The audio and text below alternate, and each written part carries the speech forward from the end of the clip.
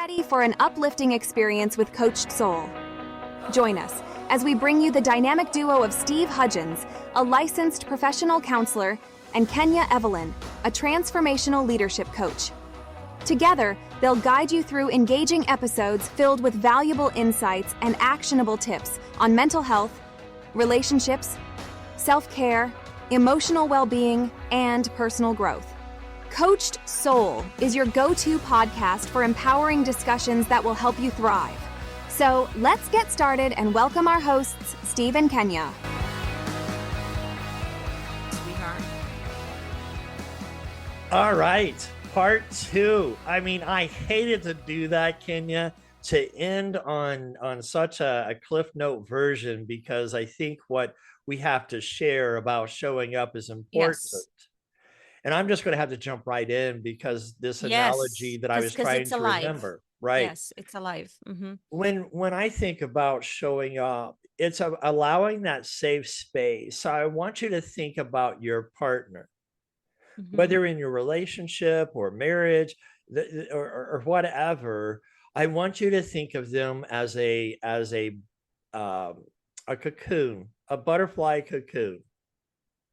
They're metamorphosing in such a way that if you allow them time and space, they're going to emerge. And you can see, if you allow that growth for them to show up, how beautiful can that be? You know, when I think about my situation, it's about the things I know now. I wish I knew back then, but then I wouldn't be a therapist. But there's no way to know back then, right? Isn't it Exactly. beautiful? But it's allowing people to grow and have the patience for that person to show up. Sometimes 100%. it takes a little longer to be able to communicate the needs and so forth. And that's very important about needs. And I know we talked a little bit about last week about showing up in the arguments and calling time out. And here's what I mean by processing speed. I love this couple that I get to be challenged in. And we're trying to learn how to reduce arguments. They got into an argument. He got heated. He asked for some space. And, you know, in therapy, we clarified when we ask for space, put a time on it. You're responsible for going back to her to say, I'm ready. Correct. But in that moment, he's stewing in his thoughts. She's over at the kitchen table on her laptop looking up some information. She's processing, she's changing careers, and all of a sudden she gets this email, congratulations, you're hired, here's a benefit package. And where do you think her emotion went? Not on the previous argument, but on her emotion of feeling on the mountaintop for succeeding in a difficult interview process, that here's this benefit package. And so she sends it to her husband. So excited. And she turns and says, can you look at this? And he blew up on her. So it's like, well, whoa. Because he's still stewing in his thoughts. But the preface is that he didn't know she was applying for another job. Correct. So it's important for us that when we show up, that some way we are able to find ways of communicating our thoughts, feelings, and needs. And listeners, if you feel like you're in this situation, therapy can help. And what I mean by that, in my approach to therapy, I don't cookie cut. Each person is individual, they're unique. I look at their processing speed, where they at or in the moment. And so when you come to me for marital therapy, I like to stair stack. What I mean by stair stacking is I'll meet with a couple 2 or 3 times so I have an idea of their body language. It's interesting how they sit on the couch because they sit apart. And more we grow into our sessions, they start their body language starts turning towards one another and a little closer in the sessions, right? but it's about how do we be able to show up. And so when I stair stack, Yeah. I'll do 2 or 3 couple sessions, a him and a her individually, then a Meryl, because it's important. Because I think I was remembering when we talked a couple of weeks ago about this situation, that how do we show up in that manner to be present in that moment for each other, to be able to say, hey, I have a wound. I need to be mindful. So talk a little bit about what you were talking to me off mic Oh, in I regard to have that. so many thoughts coming up right now, Steve. First of all, I just want to say thank you for giving us a visual. And most of my work is online, and I am remote, meaning all my coaching, all my, you know, the breakthroughs and recodes and masterminds. Literally everything I do is online. Otherwise, I couldn't do it with my busy life, which is perfect. But through their voices, I can hear it, because sometimes they want to be on Zoom or they are not, they cannot be on Zoom. It's all in the frequency of their voice. I'm excited, or well, I actually don't need to see, to hear, see, feel, and know what's happening just by the way they're breathing, or 100% by her. I actually don't feel even, the couple is not important together as much as hearing where each other have been separately, Right. right? And if they were doing well, and that's something that I want to change, like my intention in the world is that people will walk around, men and women and kids and teens, that they will walk around healthy, emotionally secure, so they don't come to us when they're in trouble. They come to us to learn emotional intelligence skills. They come to us to learn to communicate. They come to us to learn about themselves. Because if you don't know about who you are, dear listeners, if you don't know about how are you well loved, how do you feel, when do you feel happy? Right. Like this woman you just told me about. Oh, she was so excited about, hey, I'm going to share this with my loved one. He's going to be so excited. We're going to celebrate. We're going to have alcohol champagne or virgin champagne, but we're certainly going to have champagne. And she got none of that. Right. And here's the thing. I could be her. I was her 10 years ago. I learned to communicate with my husband like this, dude, or honey, or love, or amor, whatever, you know, whatever is your pet name for your husband, or his name. I got something, and it's so exciting. So I pre-frame him celebration. If you don't pre-frame what you want to receive, you will receive their state of being. Oh, great point, Kenya. Come on Great now. point. If you don't pre-frame, write it down. This is a writer. If you don't pre-frame how you want to be received, you will receive the reaction of the person's way of being. So if literally, I can be talking to my husband and he's like, oh, fudge muffin. He just got cut up. Yeah, I said, you know what, sweetheart? I call you later. Tell me when you were in a neutral space, because I have something really important to tell you. Right. He was not in a container to receive anything. He was in survival mode, driving, late for the ball game, or whatever. So listen to what I'm saying, dear listeners. We're looking at our boyfriends, girlfriends, fiancés, husbands as this infinite amount of support and loyalty and love, because you're partners, right? Isn't that what they're supposed to be? Keyword suppose. Actually, Right. they're just like you and me. And they are themselves. So I want to bring an analogy. I love analogies to get a picture, especially for the men. You know, back in the day, you know, some people don't know what a stick shift is in a car. It's not an automatic. Automatic, you just push the gas pedal and a brake, and that's it. You just go. But a stick shift is where you have to put a clutch in to release the gear that you're in to shift into the next gear that you want to be in. Correct. Men are stick shift cars. We have to have a preface to know exactly where we are in the conversation. Hey, babe, I notice you're kind of busy. There's that shift in the clutch. I need a moment to talk to you when you're free. I have some exciting news to share with you. And I just want to share, not process anything, but just to share the information with you.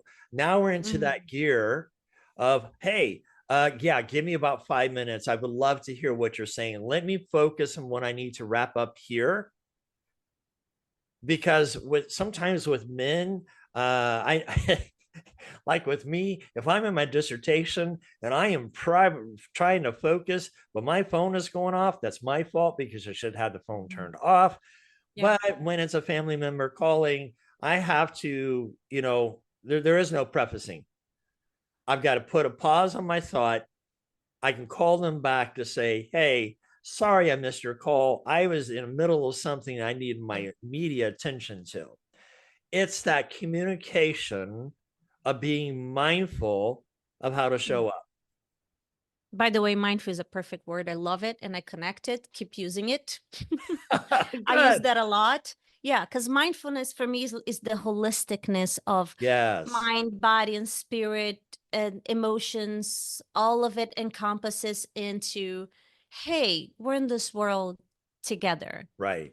I am assuming that we're here to win together. It's all the love, it's all the fruits of the spirit. Yeah, for me that's how it lands. So keep using it. It's practicing, the intentionality of showing There up we in a go. relationship. And part of the thing that we didn't discuss, Kenya, is how do we become intentional in showing up? This means when I talk to a couple in session, Yeah, she wants to go and do something, but he doesn't want her. sure. Or he wants to go do something and she doesn't let him. Okay. There's a power balance here. And there's Mm. there's that, how does that help the other person to show up being intentional if we're robbing them of their individuality of doing something, as long as it's not a harmful situation that can create a demise in the relationship. So when I I would think pay of, attention. Go ahead, finish your sentence when you think. well, when I think about, being intentional, I'm going to say, hey, hun, do you, there's an event with the guys this weekend. This is what we're going to do. X, Y, Z. I should be back. I'll be gone in a couple hours. I will text you if it takes longer, but my intention is to be back within 2 hours. Each person in a relationship needs that individuality. It's like taking a cell phone and plugging into the wall to get a recharge.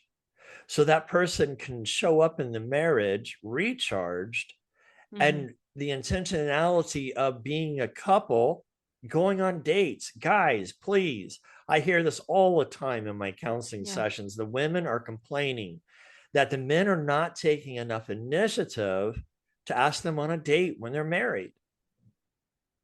And I get it, kids, events, soccer practice, baseball practice, whatever practices, and life just happens. And I'm sorry, when the kids get out, what are you going to do when you become an empty nester? How are you going to show up then? Kenya, take it away. You won't. Right. You won't show up. The relationship will be dead. And this is why hubby and I are in intention awakening in this new phase of our marriage. Mhm. In less than 2 months, we'll be married for 19 years. And because of this podcast and all the conversations we have, and dear listeners, I know you can hear from my voice or hear in my face if you're on YouTube, our face, not me. But when I speak, I truly am speaking from a place of authenticity. I don't claim to know everything, and I do claim that I speak my truth in vulnerability as much as I can. And what I got awakened is that hubby and I were a ticking bomb. if I am not dating you and he's not dating me, we are a ticking bomb. Right. Like we're in survival mode, we turn off the us as a couple, and the dial, the family dial is the only dial that is up. And that awareness would say, well, Ken, it's just a phase. Everybody goes through that. I get it. And it sucks with capital S, because I'm still a woman. I want to feel that I'm alive, and I am in a alive relationship full of Right. joy, passion, connection.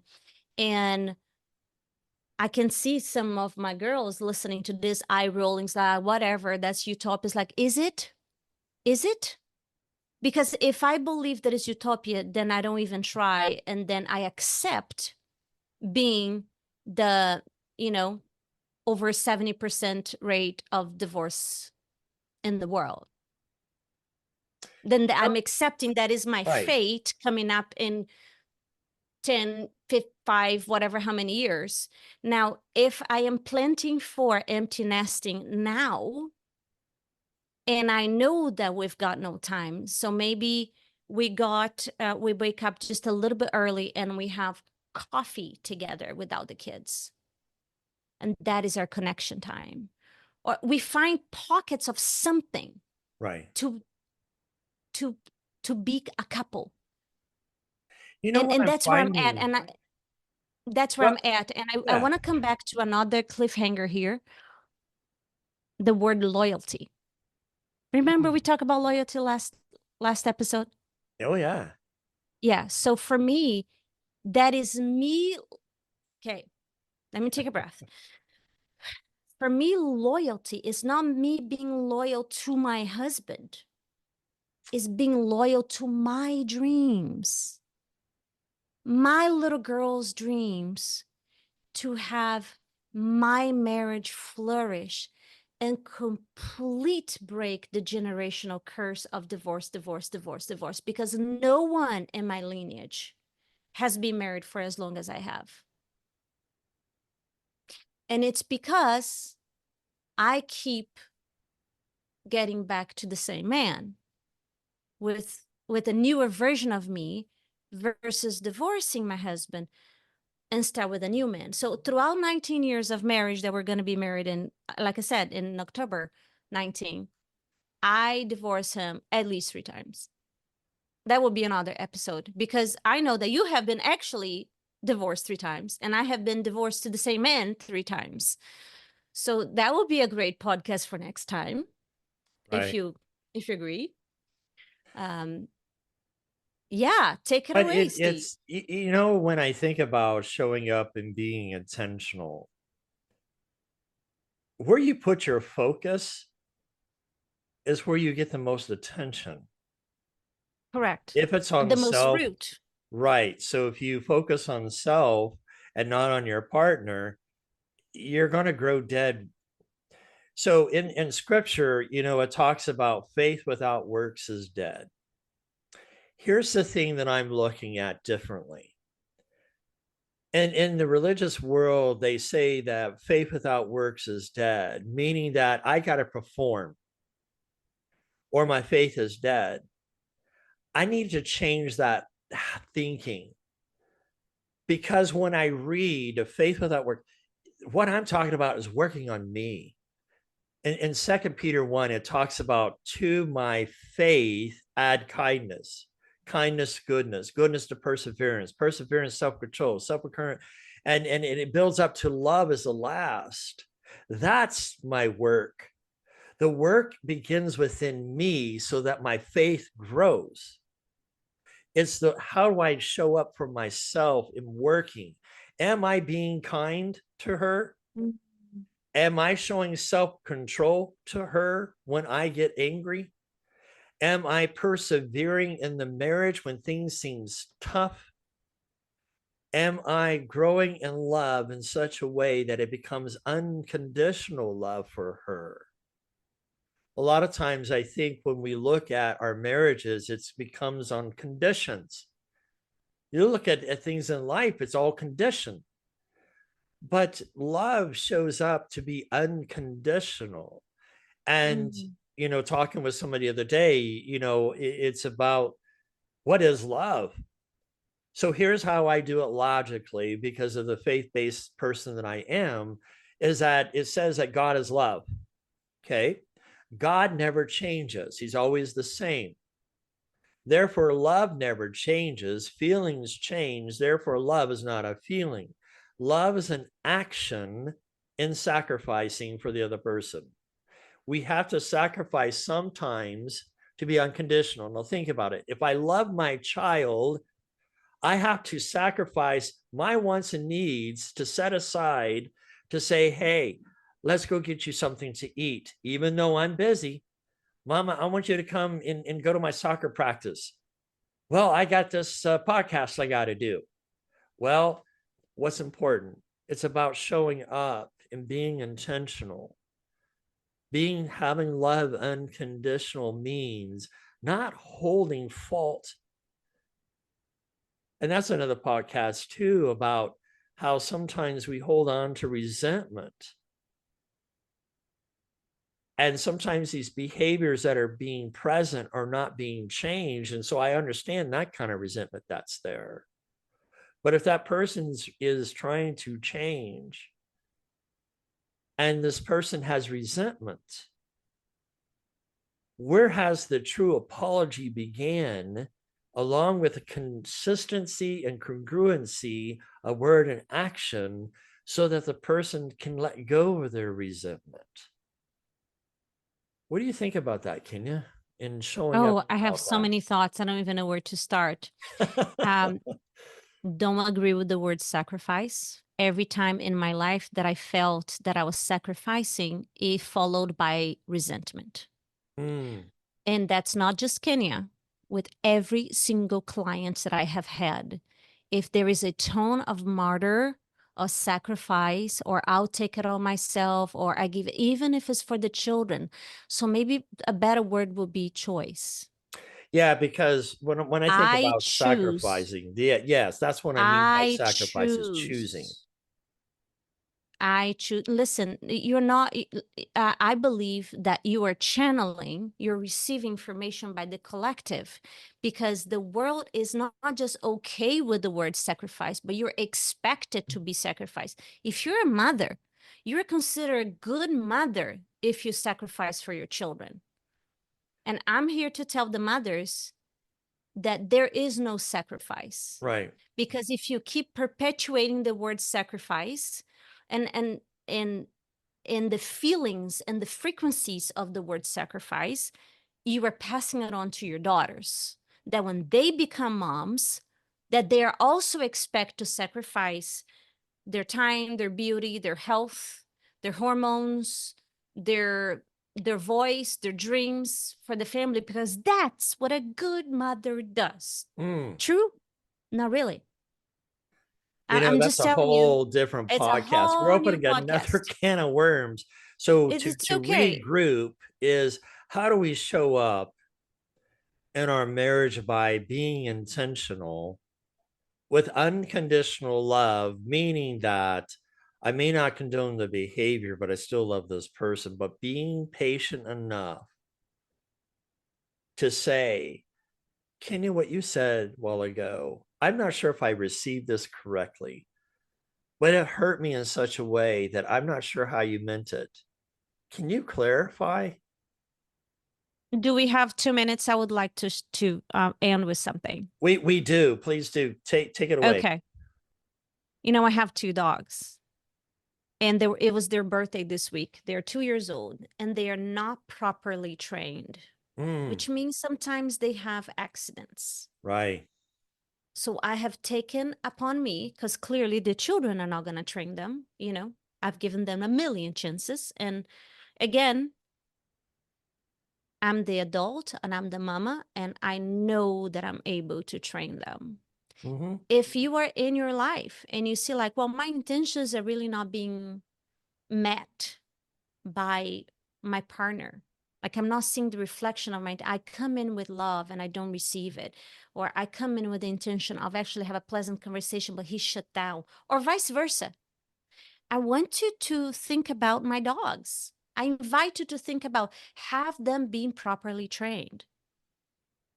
And no, I'm not saying that your relationships are dogs, but we are consciously or unconsciously training each other to show up in a certain way.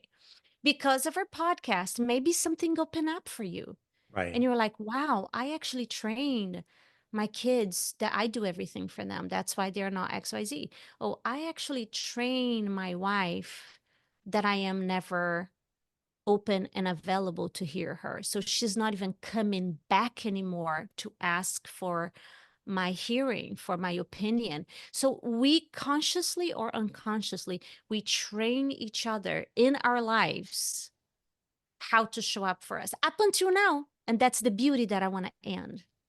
If today you made a decision like, you know what, I want to train the people around me differently. I wanted to train them that I am emotionally available and I want them to be emotionally available for me.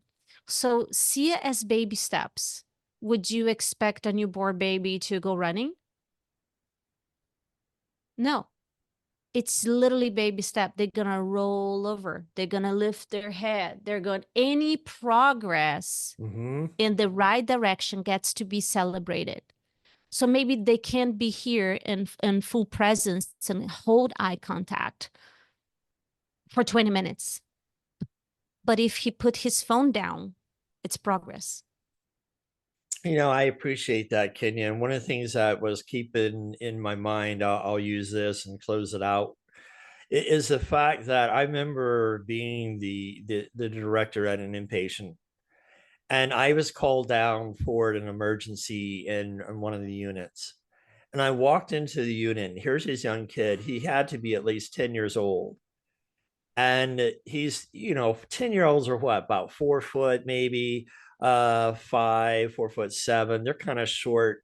And then you have this big, huge, tall guy who is, 6 foot, towering over this kid and trying to tell him he's got to do what he is told to do. All right. And I pulled him aside. Let's take a break. I pulled him out and I said, look, how does this help? Well, he's not respecting me, da, da, da, da, da. And I said, if a man has to demand respect, he's not respecting himself. When a man respects himself, he teaches respect. I said, this kid is in state custody. He's never been taught how to respect. That's right. Because he's in survival He doesn't have the mode. skill. He doesn't have the Correct. skill. So he's expected to perform without a skill.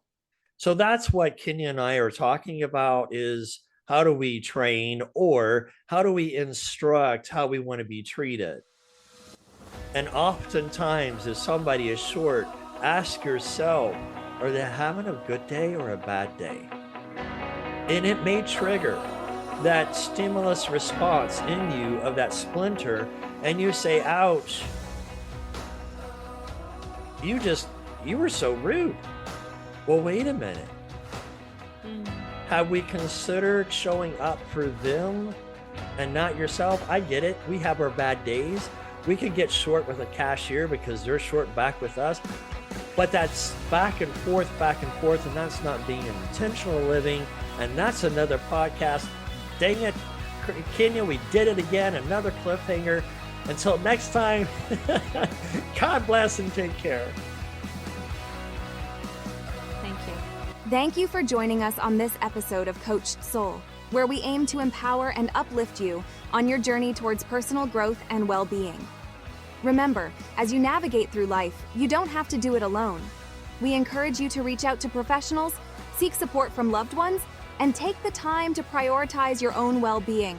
Stay tuned for future episodes filled with even more valuable insights and actionable tips. Remember, you have the power to thrive.